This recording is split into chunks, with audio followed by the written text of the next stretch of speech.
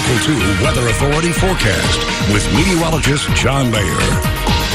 Welcome back, everyone. Well, we are continuing to see mostly clear skies out there this morning across West Texas and really across the entire state. We're not looking at much activity whatsoever. Yesterday, that was the case as well, as that rainfall really didn't come around for us here, but we did see at least a little bit down along the Gulf Coast. Houston picking up nearly an inch of rain on Monday. Well, at least we'll have that outside chance to see a little bit more rain coming around off and on throughout the course of the next couple of days, and really some big changes are on the way for us. It all starts this evening going into Thursday and Friday. We're talking cooler air and maybe some rainfall moving back down into the Lone Star State, and well, we could certainly use some of that. Today it's going to be off to the east, but tomorrow that's when we'll start to see that cloud cover and that rainfall drifting a little bit closer to West Texas. Still not seeing a whole lot really settling in for us tomorrow or Friday, but at least it's in the neighborhood. We have an outside chance to pick up some of that wet weather, and that will help us in a big way. If we can get some of that cooler air to come around, finally say goodbye to all of that extreme heat we've been dealing with this weekend. If you don't think it's been extreme, consider how close we've been to setting records each and every day so far this week.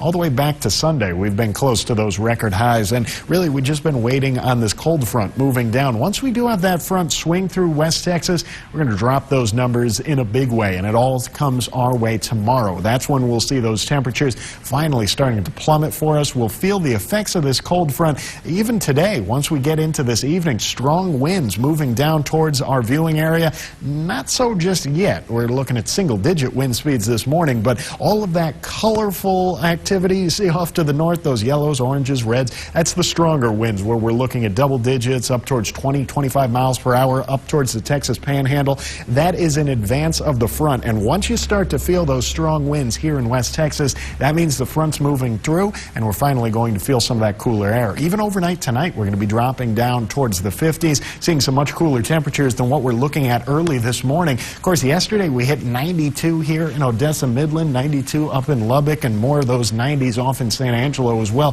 Plenty more heat in the forecast, and we're going to see a little bit more of that again today. Unfortunately, that front just doesn't move through in time to really cool us off this afternoon, so another day in the 90s out there is still getting close to those records, and again this weekend. But tomorrow and Friday, a little bit cooler, 73 for our high tomorrow. That is really the coolest day in the forecast by a wide margin. But then Saturday, Sunday, Monday, right back into the heat of things. At least we see a downwards trend at the end of the 7-day forecast, mid-80s by Tuesday, but still almost every one of these days is above average. Really the only one that's below is tomorrow. Even Friday, 84, that's above average for this time of year. Wow. Yeah.